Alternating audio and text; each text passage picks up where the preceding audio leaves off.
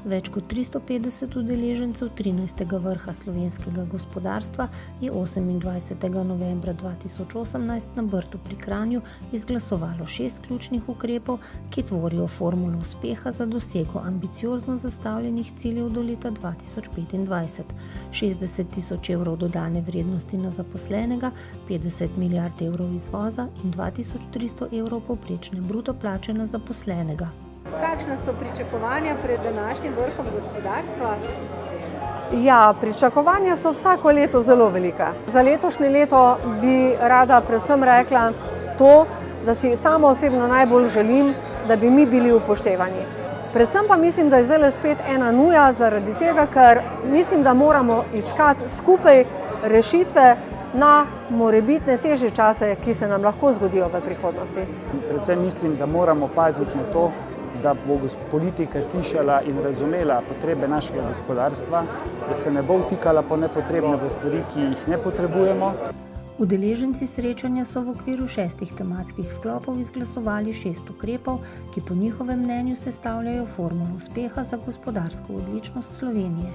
Na izbrane ukrepe so se odzvali ministri Zdravko Počivalšek, dr. Andrej Bertoncelj, Jure Leben, Rudi Medved, dr. Jernej Pikalo ter državni sekretar Tilen Božič. Verjamem, da bo ta vrh prispeval k temu, da bomo te aktualne dogodke, ki se nanašajo na pogoje gospodarjenja, tudi na nek način bolje speljali, kot bi sicer. Mi v naši družbi moramo razbremeniti delo in seveda na Ministrstvu za finance v tem delamo. Razmišljamo seveda o razbremenitvah različnih področjih, razmišljamo tudi o razbremenitvi 13. plače.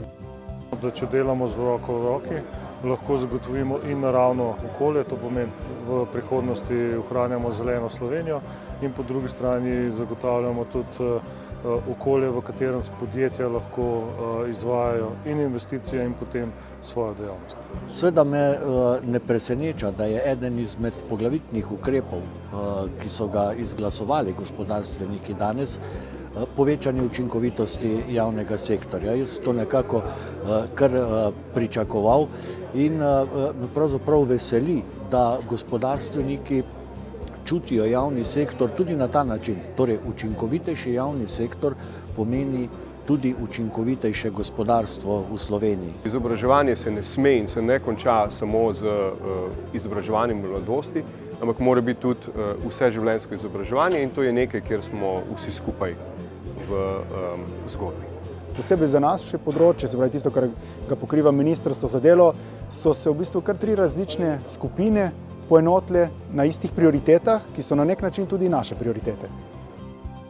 Predstavnike gospodarstva, sindikatov in vlade je nagovoril tudi predstavnik Evropske komisije Manfred Bergman iz Generalnega direktorata za ekonomske in finančne zadeve, ki je predstavil pogled na ključne izzive za slovensko gospodarstvo.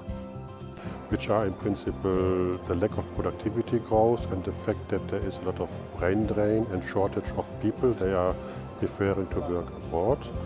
An issue was also mentioned that one said, okay, perhaps we have to pay higher wages to keep the people here, but to be able to pay higher wages, one needs higher productivity, so the people have to be more productive, and for that we need innovation in Slovenia.